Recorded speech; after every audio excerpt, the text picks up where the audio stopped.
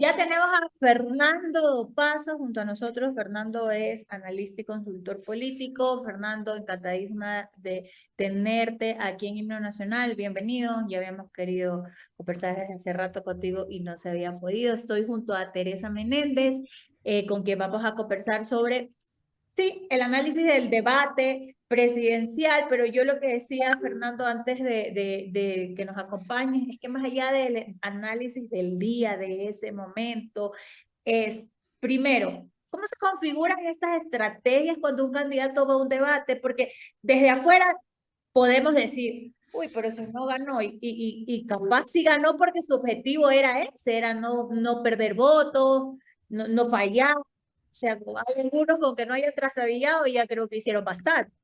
Y por otro lado, un debate realmente cambia un tablero electoral como los vimos en las elecciones pasadas, o eso fue un contexto muy particular. Bueno, buen día, Noris, Tere y a la audiencia, a los que nos están viendo y escuchando. A ver, tú lo habías dicho, ¿no? Cómo uno se aproxima a un debate o cómo una campaña se acerca a un debate tiene que ver con cuál es la estrategia y cuáles son los objetivos estratégicos. No es lo mismo para aquellos que van liderando y que de hecho se vio un poco en el desempeño del debate, el caso del presidente Noboa, de la candidata Luisa González, que un poco van a posicionarse, pero como objetivo primario vas a no perder ni medio centímetro de voto y a consolidar lo que tenés, que otros que van a arriesgar un poco más, a entrar en un juego de provocación que les permita generar cierta notoriedad. En algunos casos, y con el ejemplo del debate me parece que hay varios elementos, personajes que llegan hasta lo dantesco, burlesco y demás, abusando, ¿no? de las técnicas que uno puede utilizar en el marco de un debate. Pero, a ver, esto también tiene que ver, y en el caso particular del Ecuador, con la dinámica que se ha impuesto. Por un lado, el formato del debate, y por otro, que es un debate donde, digo, es difícil la interacción real y el debate político, y por otro lado, una realidad del contexto político electoral, del sistema de partidos destruido que tiene hoy el Ecuador, muy parecido al peruano, donde es inviable e imposible tener un debate, por lo menos a la altura de lo que esperan determinados analistas, con 16, 15, 14, 20 candidatos. Eso no hay formato en el planeta que uno tenga 20 candidatos y que el debate fluya, ¿no? Con lo cual ahí también genera esas demandas, esos reclamos de que el debate no funciona. Y en relación a la segunda pregunta, a ver, yo, así como suelo decir, y creo que como todos los consultores y colegas estrategas, que cada campaña es distinta por el país o incluso dentro del mismo país, me parece que también cada debate o cada circunstancia es distinta y más aún en el Ecuador. Aquel debate, yo no estoy tan claro que el debate haya sido definitorio la vez pasada, ¿sí? Eh, que fue un elemento más importante tal vez, sí. Ahora, que fue el elemento definitorio para que Daniel Noboa llegase a la presidencia del Ecuador, no me parece. De la misma manera que creo que tampoco este debate vaya a ser definitorio de algunas cuestiones. Sí puedo decir, si me preguntasen, bueno, ganadores y perdedores, bueno, ganadores Daniel Noboa, ganador o ganadora Luisa González, ganadora desde otra perspectiva Andrea González, desde otra perspectiva tal vez Carlos Rabascal, que se mostró muy solvente, tal vez uno de los más solventes en términos técnicos, en términos de conocimientos del país, y poco más. Y el resto, agua. Ahora, el gran perdedor, el sistema político ecuatoriano, o los ecuatorianos. ¿Por qué? Y porque terminás teniendo una discusión política con una calidad tendiendo a la baja. Ujú. Fernando, por ejemplo, tú dices, nos estás diciendo, Carlos Rabascal podría haber sido desde otra perspectiva uno de los ganadores por la solvencia, por, por la capacidad que tuvo para responder de verdad temas técnicos y que se requiere tener en un debate presidencial, como ya el contenido.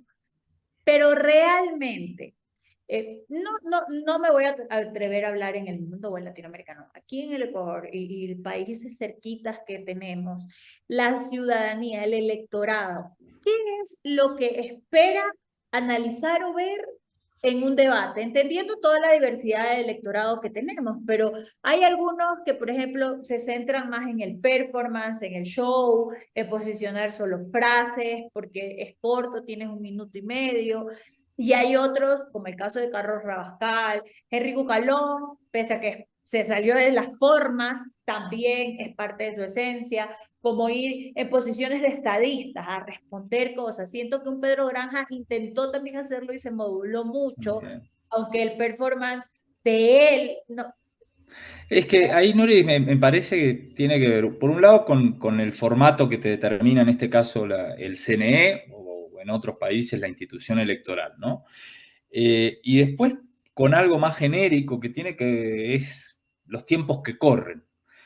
Yo la verdad, y dedicado a esto, a veces entro en contradicción porque uno es consultor, pero vengo de una carrera, de tener vínculos académicos, de haber hecho hace muchos años un doctorado en ciencia política, entonces creo en algunas cuestiones de la institucionalidad o de un deber ser de los sistemas democráticos y republicanos que muchas veces en la realidad no se da. Si tú me preguntas, ¿la ciudadanía busca ese deber ser de una república? Yo la verdad que muchas veces tengo mis serias dudas, habiendo trabajado con la izquierda del continente y con la derecha del continente, ¿sí?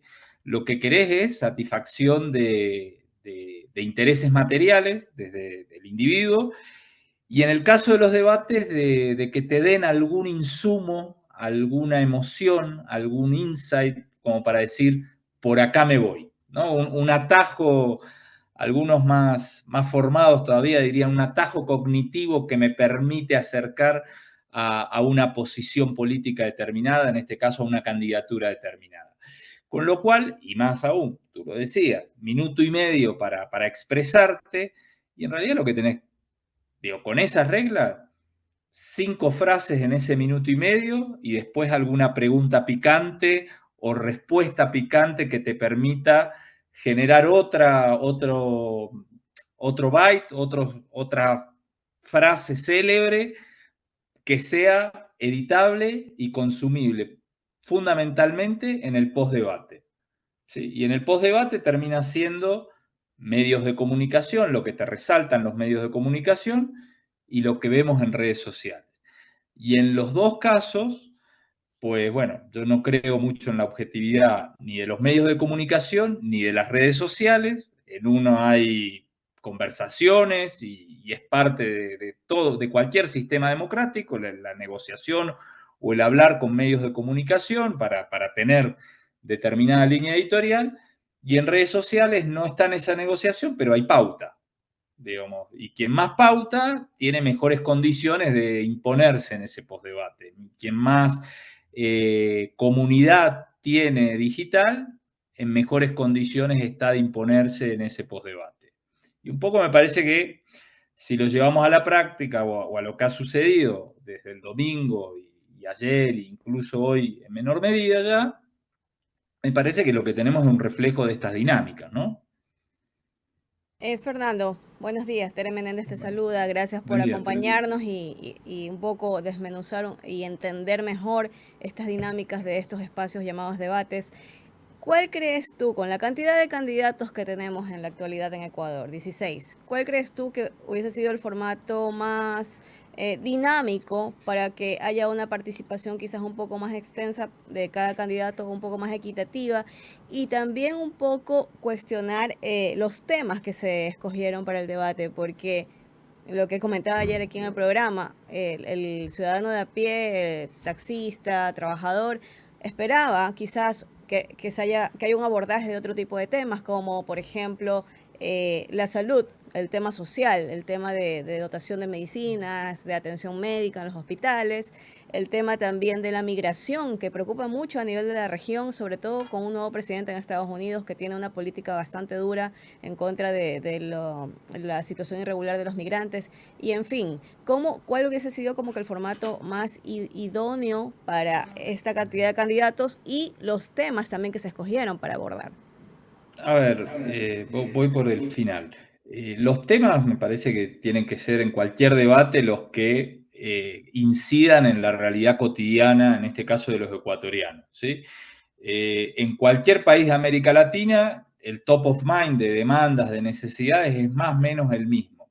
Empleo, situación económica, seguridad, lucha contra la pobreza, acceso a determinados bienes y servicios públicos, como en algunos casos puede ser educación o salud.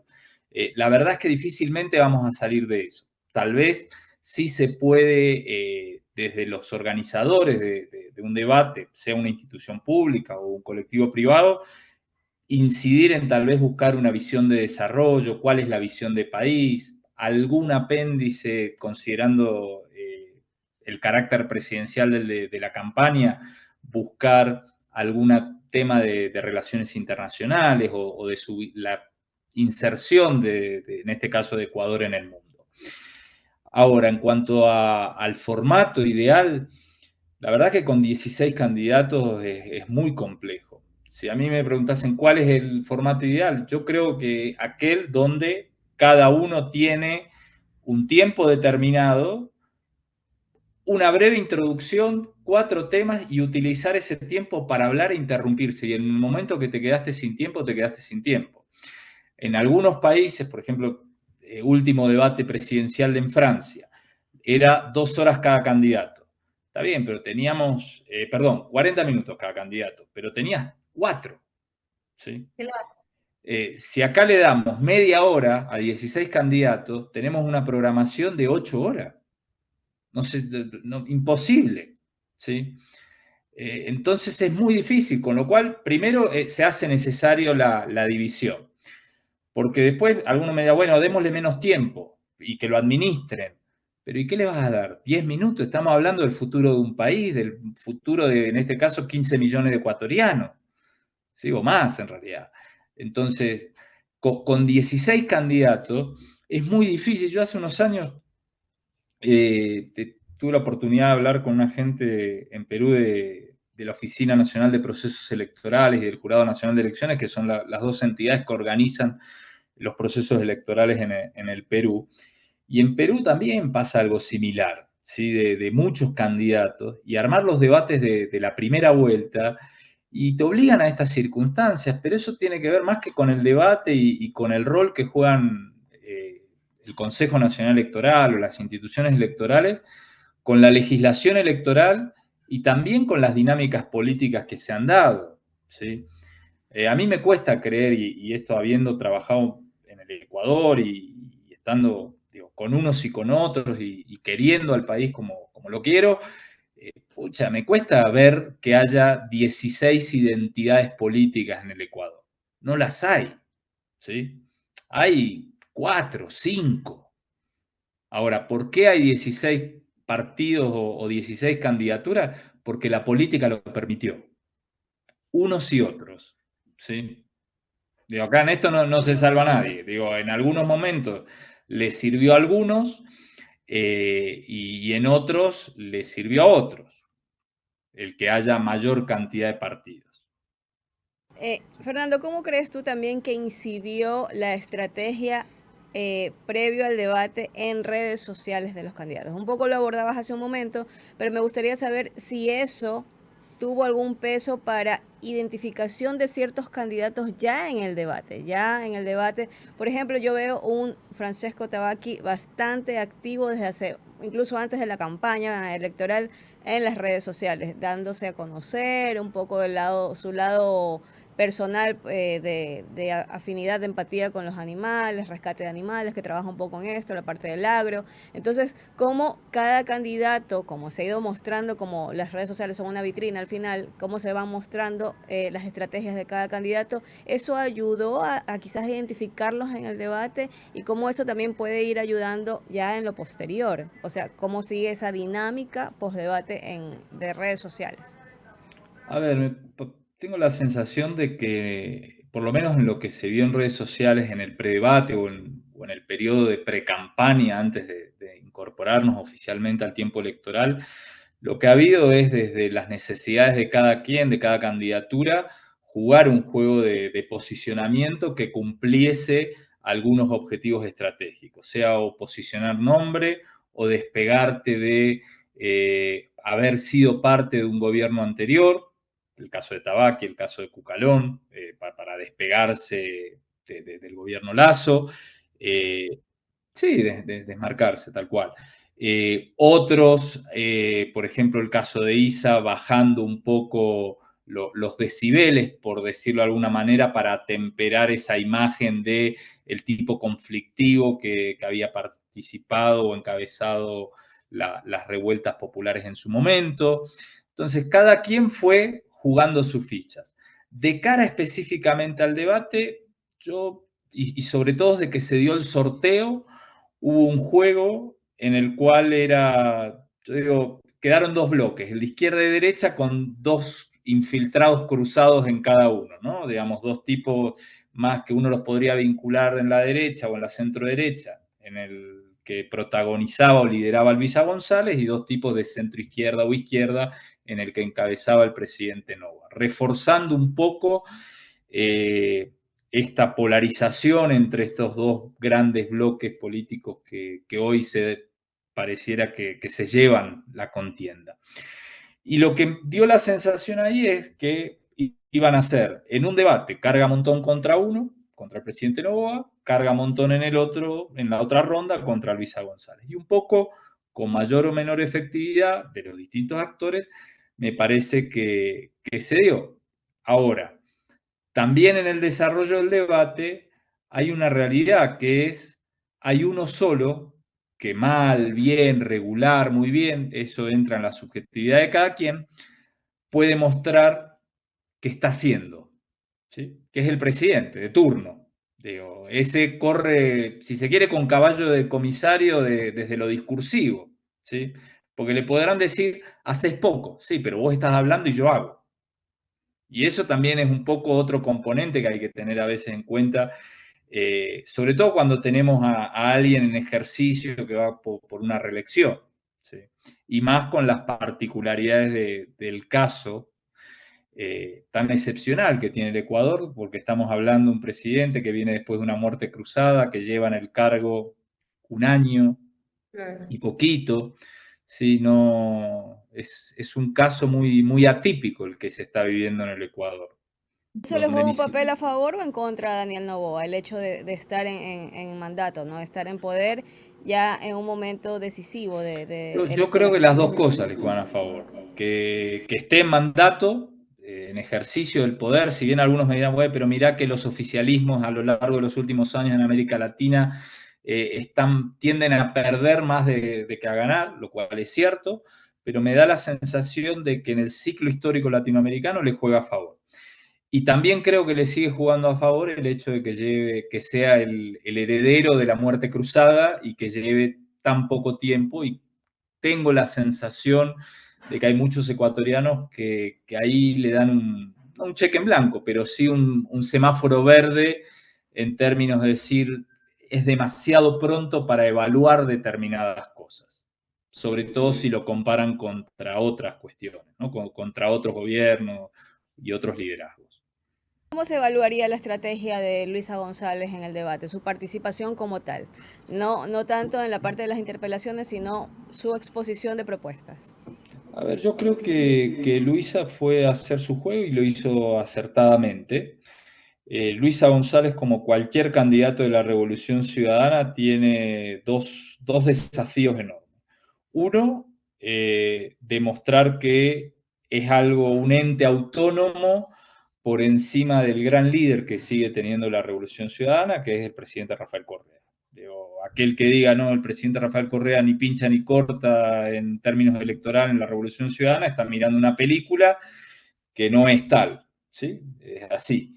Y eso genera un enorme desafío, digo, para Luisa González ahora y en la anterior, pero también se lo generó a Andrés Arauz la vez pasada, en términos no de desmarcarse, pero sí de explicarle a los ecuatorianos, mostrarle a los ecuatorianos que no estás eligiendo un subalterno de alguien, sino que estás eligiendo a alguien con un proyecto político relativamente autónomo, que puede recibir influencia, consejos y demás del expresidente Correa, sin duda. Pero uno es un engranaje que un poco coordina un equipo amplio. Y lo otro es que transmitir la sensación, y que me parece que lo logró, de decir, a ver, la Revolución Ciudadana tiene un equipo que mañana entra y está en condiciones de administrar el país y de arrancar relativamente rápido sin proceso de aprendizaje, ¿sí? Lo cual, digo, es la primera minoría política del país. Habrá que ver cómo sale la elección de la Asamblea, pero al día de hoy, si vemos los números de esta Asamblea, es esa primera minoría, producto del tiempo que lleva la Revolución Ciudadana. Es el partido o el grupo político con la mayor cantidad de cuadros, ¿no? En esa formación, con algo de experiencia, con lo cual no es ajeno a la gestión de la cosa pública, en términos a priori de decir tengo la gente o no para administrar un país, que no es algo menor. Yo, hace unos días tuve la oportunidad de conversar con uno de los precandidatos presidenciales de Colombia y le decía, bueno, a ver, si uno llega en Colombia, en este caso, a ser presidente, al día siguiente que uno asume, ¿cuánta gente tiene que nombrar para que el andamiaje institucional funcione? Y lo mismo pasa en Ecuador. Quien gane el 9 o quien gane la segunda vuelta, si es que la hay, ¿cuánta gente necesitas para que el Estado ecuatoriano, el gobierno, el Ejecutivo ecuatoriano funcione? ¿Sí? 1000 personas, 500 personas, bueno, eso solo lo tienen los equipos políticos grandes. Noris. Fernando, hacia allá es mi otra pregunta. En una papeleta de 16 candidatos, pero con abismales posibilidades unos versus otros, no solo por conocimiento, por trayectoria y todo eso, sino también por la capacidad económica que representa tener una campaña política presidencial. Entonces vemos a un Daniel Noboa con una chequera infinita, una Luisa González con también un apoyo no solo político, sino económico por detrás, porque una campaña implica dinero, y tenemos luego a otros chiquitos intentando ahí hacer así, en una campaña en donde definitivamente se nota que no hay un nivel de inversión que requiere una campaña. ¿Cómo alguien o un candidato, tú dentro de tu experiencia, que no tiene recursos y solo tiene buenas ganas, por más que tenga buenas iniciativas, puede entrar en una contienda electoral a marcar una diferencia? A ver, tú puedes hacer campaña con poco dinero, no puedes hacer campaña sin dinero. Yo a veces lo digo de manera provocativa y alguna gente se me enoja cuando me escucha, porque me dice que tienden a creer que uno es un poco cínico, pero la verdad es parte de la realidad. La democracia cuesta. Si uno quiere afrontar una campaña electoral, necesita por de pronto investigar. Esto que a veces salen publicadas, encuestas, grupos focales y demás, pero eso tiene un costo, ¿sí? A mí me consta, hoy de las 16 campañas electorales en el Ecuador hay 12 que no tienen una encuesta de base, ¿sí?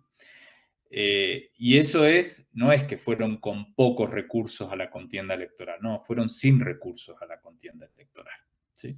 Más allá que luego seguramente puede haber diferencias en términos de quién tiene más recursos. Y en esto no solo lo quiero limitar al dinero, tú lo insinuabas, decías en el caso de Luisa, bueno, también tiene apoyo político. Yo suelo decir que las campañas electorales son, por un lado, un ejercicio comunicacional, pero también un ejercicio organizativo. Y en conjunto tiene a disposición a lo largo del periodo de la campaña electoral alguna serie de recursos que utiliza. Obviamente dinero, obviamente apoyo de gente, ¿sí? de involucramiento ciudadano. Y ahí abro un espacio. En determinados contextos, cuando las sociedades están, las comunidades, las sociedades están agotadas, cansadas de determinadas películas, se dan escenarios que permiten un cambio radical porque determinadas características de la ciudadanía hacen que se involucren a partir de sus demandas con determinado proyecto político, ¿sí?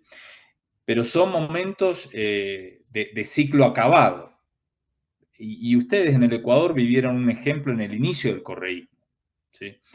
Cuando surge la figura de Rafael Correa, es un poco eso, ese boom de decir, bueno, encontramos a alguien que rompe con todo lo anterior, o la Argentina de Milei hoy.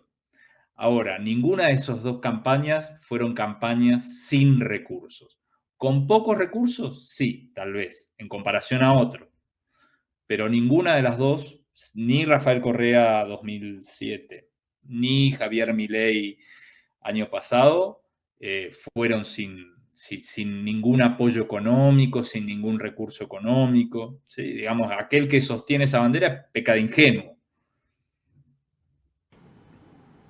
Con el tema de las redes sociales, Fernando, también yo siempre digo que las campañas se han vuelto que requieren un mayor nivel de inversión. Antes el nivel no estaba contemplado tal vez ese rubro o no de la manera tan fuerte como hay ahora, pero las redes sociales por sí solas, alguien que diga, el país está tan inseguro, no voy a recorrer, voy a hacer una campaña de redes, ¿es suficiente? ¿Sostiene solo eso?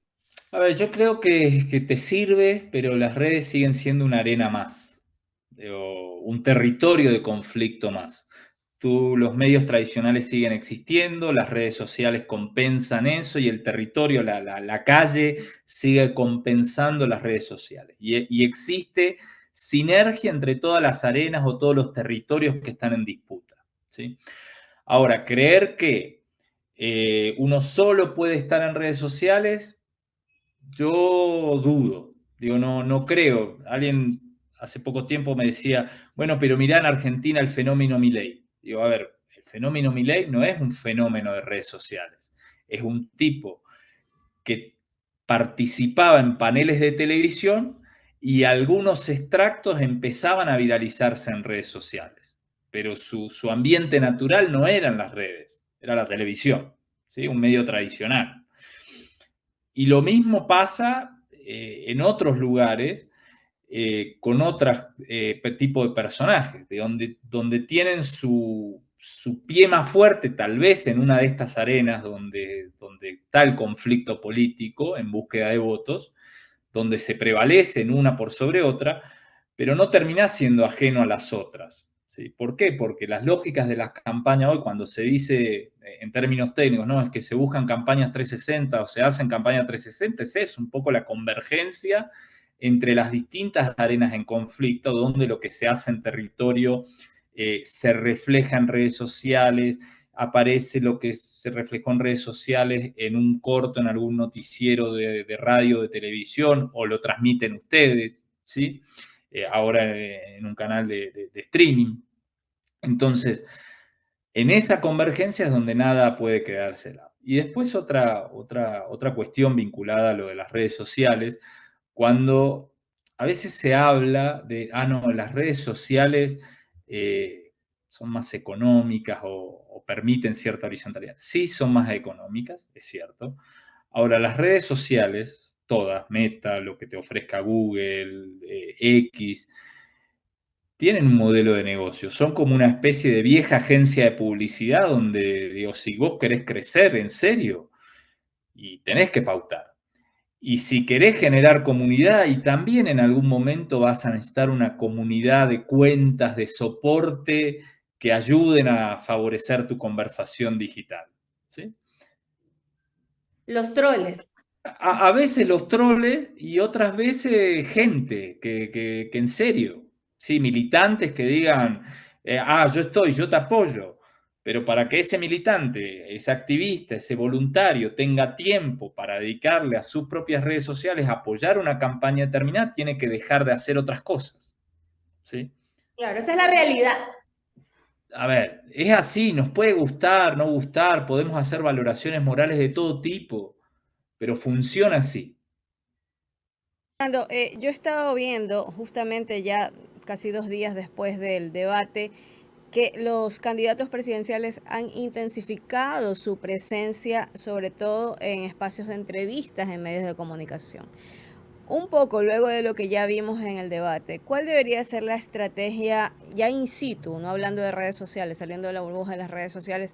¿Cuál debería ser un poco esta dinámica de los candidatos, sobre todo luego de haber visto su participación en el caso de un Daniel Noboa, que vemos que antes estuvo también haciendo recorridos cuando pedía estas ausencias temporales en la presidencia, haciendo recorridos con sus candidatos a la asamblea inclusive, ¿no? También buscando el voto para la asamblea, porque quiere tener de su lado una asamblea aliada.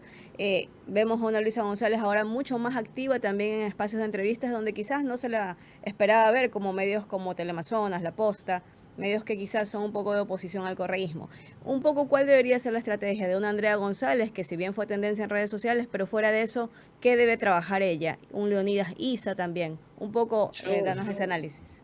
Yo dividiría los pasos a seguir de los dos primeros del resto, ¿sí? Porque están jugando a juegos distintos. En el caso de los que estamos viendo como primero, segundo, primero, según la encuesta que miremos, pero muy cerquitas en todos los casos, ¿sí? El presidente Noboa y Luisa González como contendiente, me parece que en este juego de máxima polarización empiezan a jugar un poco con estas cuentas de si es viable ganar en primera vuelta con los válidos o no válidos para uno o para otro, ¿sí? Donde hay encuestas publicadas, sea Comunicaliza, sea Estrategias y Mercados de Sierra y alguna más, creo que la de Informe Confidencial, que también cuando uno empieza a proyectar o uno o el otro está muy cerquita de ese 50, ¿sí? Entonces, en ese marco, me parece que los dos juegan a, por un lado, maximizar la polarización, es él o ella y él, y no hay más discusión posible. Y eso implica, en el caso del presidente Noboa, ejercer presidencia algunos días a la semana y ejercer campaña en la otra, haciendo empuje, como tú bien indicabas, Tere, de la campaña asambleísta, ya pensando en la gobernabilidad futura, ¿sí? Y en el caso de Luisa, un poco en una situación similar, pero diciendo, a ver, yo tengo que ir a buscar votantes correístas blandos que hoy no están o que todavía no tenemos consolidados, ¿sí? Que tienen una buena memoria, una buena recordación de los que fueron los gobiernos de Correa, pero tal vez están enojados a veces con algún estilo del expresidente o con algunas cuestiones que pasaron en esos gobiernos o que compraron algunas de las líneas argumentales vinculadas a la corrupción o no del correísmo y que están de alguna manera enojados con eso. Y que hay que volverlos a persuadir, hay que volverlos a conversar con esos electores. Y esos electores no están en los canales habituales donde la RC se siente cómoda. Y entonces hay que ir a buscarlos un poco a estos medios que mencionaba, históricamente adversos al correísmo. Un poco, no vamos a decir de manual, pero me parece que los dos juegan más o menos a lo mismo, digamos, son dos campañas muy, muy espejo, ¿sí? Y el resto juega a salir tercero, a conseguir un bloque de asamblea. Eso es algo que yo no, la verdad es que no he visto un esfuerzo en el caso del resto de una campaña pensando en decir, a ver, si yo ya sé que estoy jugado y que digamos, es imposible no llegar a pensar en el escenario de la segunda vuelta. A mí me ha sorprendido que todavía no haya, digo, por parte del socialcristianismo, de la idea de Pachacuti, campañas más ordenadas de cara a la Asamblea Nacional. ¿Sí? Hacia allá iba mi pregunta. Se habla de un tercer lugar, pero súper distante entre los dos primeros. Creo que la mayoría de encuestas se lo pone tercero a Isa, en otras por ahí a Jimmy Jairala, escuché algunas medio cucalón, pero de ahí no pasa. De este escenario de tres, el tercer puesto, no A ver, pasa. si tú me vas a preguntar quién creo que puede salir tercero, no me animaría a darte uno. No, hacia allá iba Ah, la pregunta, pero lo que te iba a preguntar, Fernando, es este tercer lugar. ujú. Supongamos Isa, porque la mayoría de encuestas lo ponen a él, pero este tercer lugar, entendiendo que ya 2 semanas de las elecciones, o sea, Dios mío, no sé qué tendría que pasar, tiene que tratar de no quedar en un tan mal tercer lugar, o sea, no es lo mismo quedar en un tercer lugar con 2 puntos que con 8 o con 9, no sé, hay una diferencia. ¿Qué, hacia dónde deberían ir sus esfuerzos en este momento? Es que ahí depende. ¿Y por qué depende? Porque si tu objetivo es quedar bien vos candidato presidencial, ¿sí? Sería maximizar la campaña o los esfuerzos en la campaña presidencial. Ahora, si tú tienes un objetivo colectivo y es armemos un bloque en la asamblea, da igual si sacás 8 puntos o 5 puntos. Ok. Lo que tenés que buscar es provincia por provincia donde tenés la chance de sumar un asambleísta y entrar en la disputa. El llamado al voto, al bloque. Al bloque y a la asamblea. Claro, pero entendiendo que, pero es que aquí hay candidatos que han aparecido por listas que abiertamente han dicho, yo no soy afiliado, yo no soy parte del partido, los asambleístas lo pusieron ellos. Entonces ahí como que la dinámica se vuelve aún más compleja. Más compleja, obvio, pero eso va a generar más fragmentación en las listas de asamblea y a mayor fragmentación en la votación de asamblea, mayor beneficio para los dos primeros.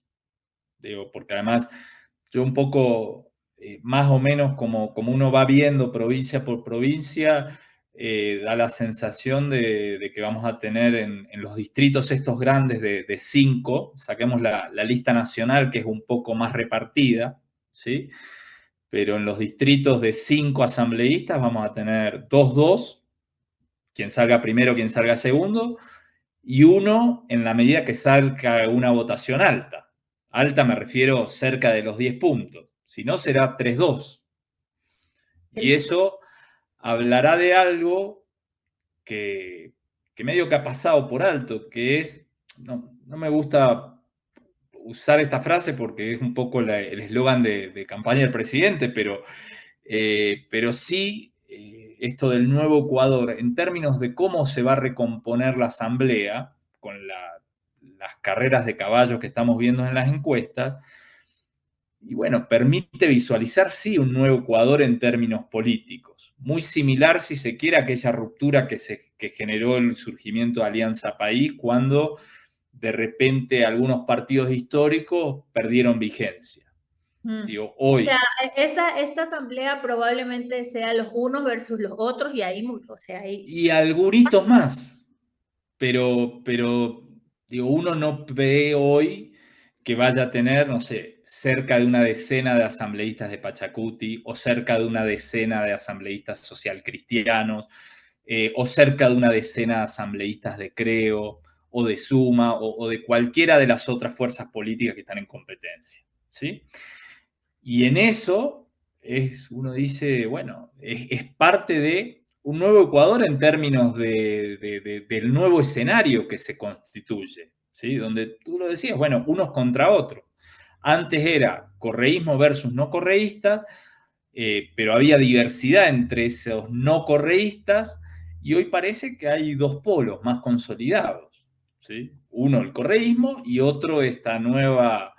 Digo, a mí nunca me gustó llamar correísmo a lo que era el correísmo y me cuesta llamarle novoísmo a esto, pero si lo personalizamos es un poco eso, ¿no?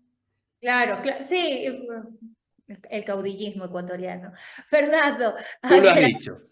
Agradecemos muchísimo tu presencia, que nos hayas acompañado en este programa. Siempre es grato conversar y aprender de ti y esperamos que no sea la primera ni la última vez. Bueno, muchas gracias por la invitación y esperemos que se repita pronto.